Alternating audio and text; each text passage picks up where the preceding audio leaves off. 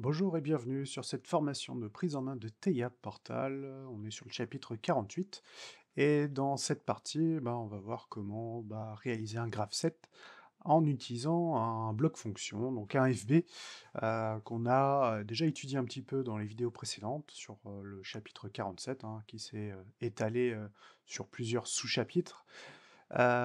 Sur cette partie 48, en fait, on va, le décortiquer un petit peu de la même manière, mais sur 3 sous-chapitres. Donc déjà, créer le graph set, créer le squelette, du graph set. On va ensuite, programmer les réceptivités et les transitions, de ce graph set et après on va programmer les actions sur ces étapes et le tester et identifier, le fonctionnement de ceci. Alors pour bien comprendre, cette notion, eh bien je suis parti, heu, sur un cas d'école, très connu, hein, qui n'est autre que l'étude de la perceuse à colonnes. Donc ça, c'est un exemple que je donne, assez souvent, dans mes cours pour, comprendre l'environnement d'un programme. Là, on a un graph set, original qui a été, créé. On a ici notre squelette de graph-set en ligne. On a, face à nos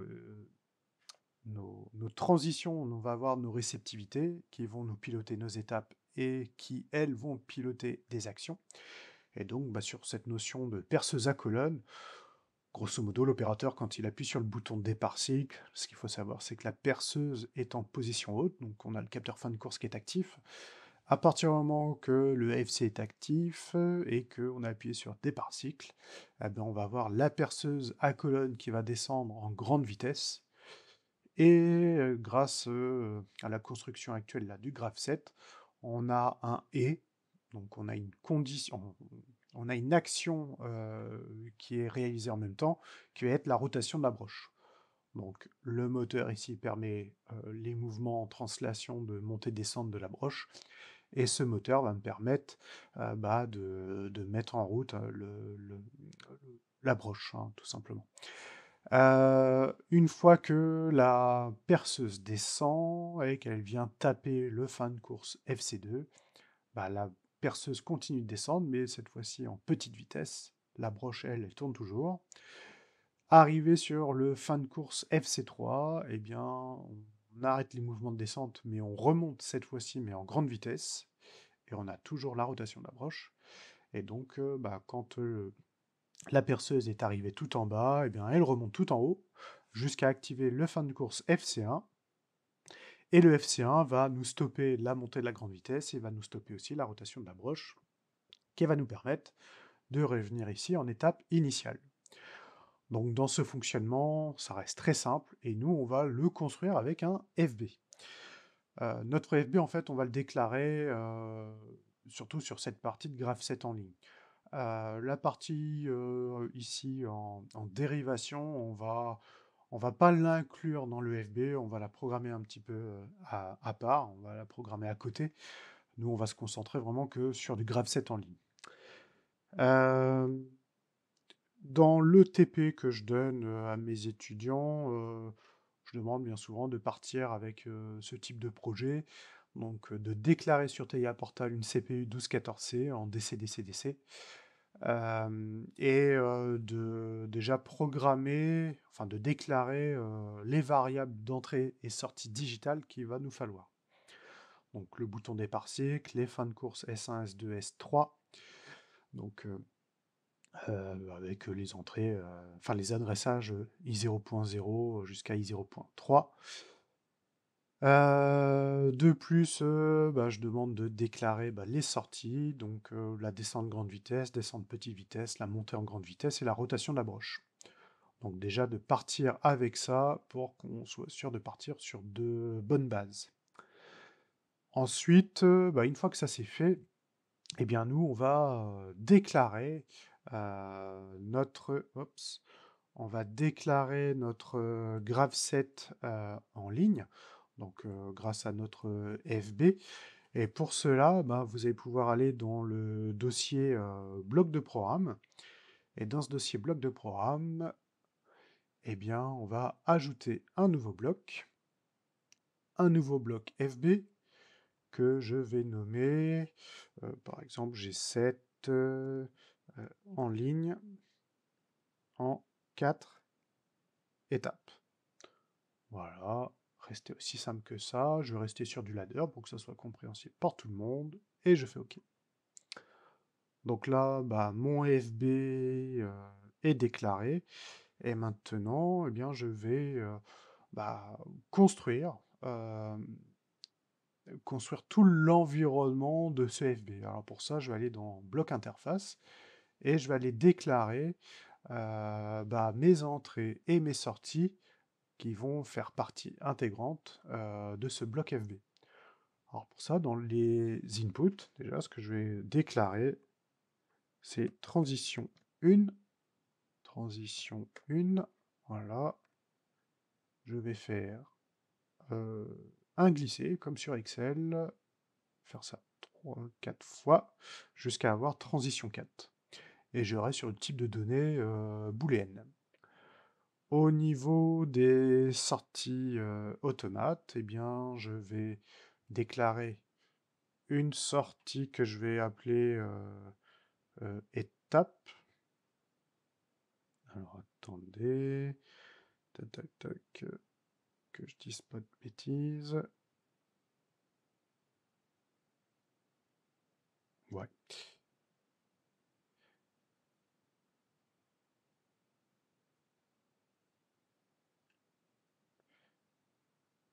Alors, au niveau de mes sorties, eh bien, étape initiale,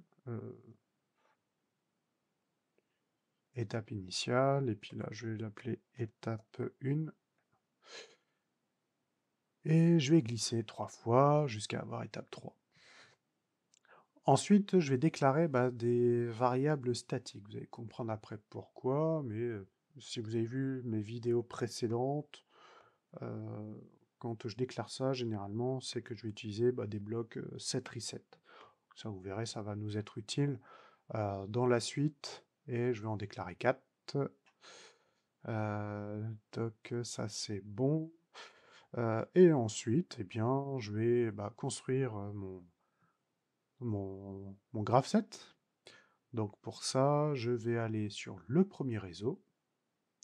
Je vais ajouter une boîte vide que je vais nommer SR pour trouver une boîte set reset. Et à cette boîte set reset, eh bien déjà, je vais la déclarer par le SR étape 0. Pour dire que ce sera bah, notre bloc set reset de l'étape initiale. Alors pourquoi je pars avec ça? Je vais vous expliquer au fur et à mesure. Là, je vais mettre la transition numéro 4. Hop. Pourquoi transition numéro 4? Et en reset, je vais mettre la transition numéro 1.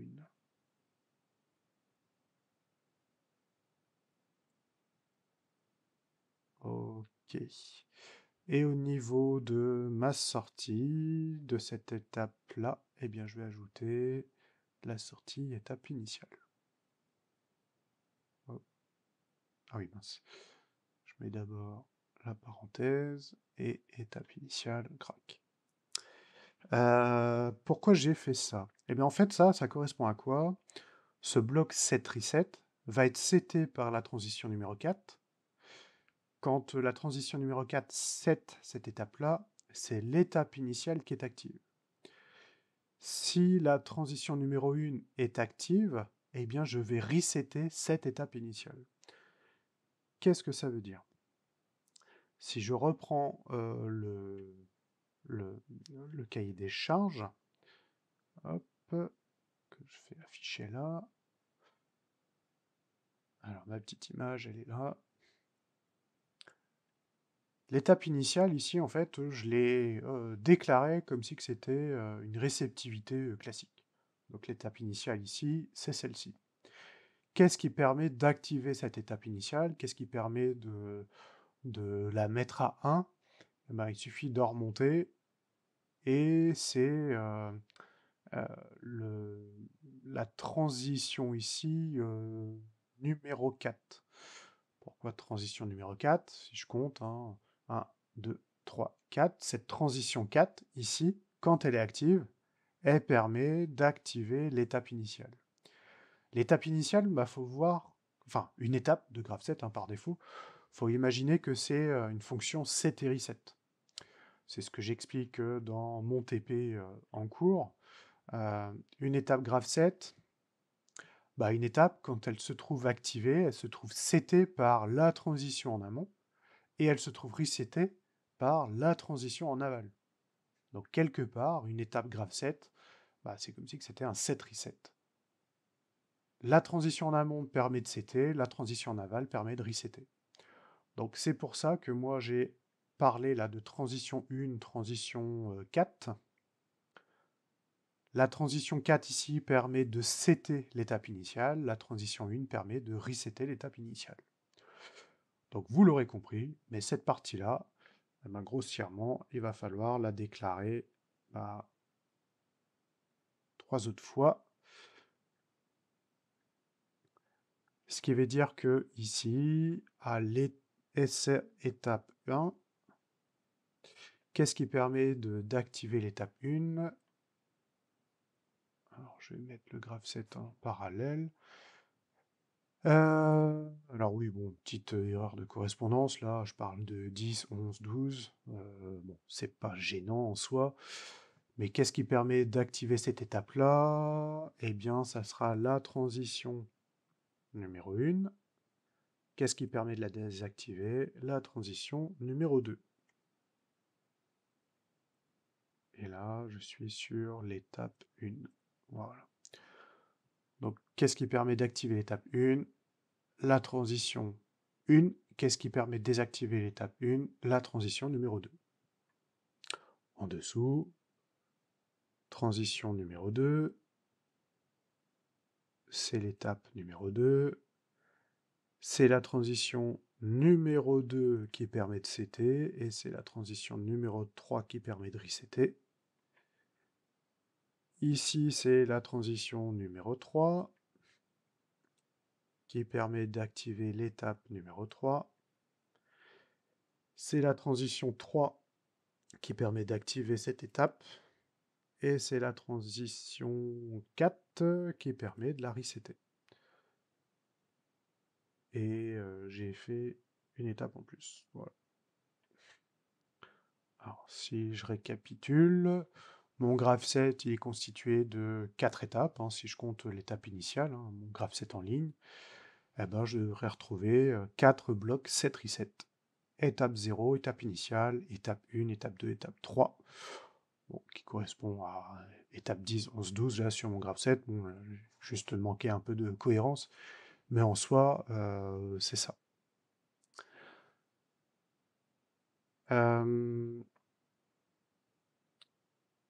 Un petit problème d'affichage.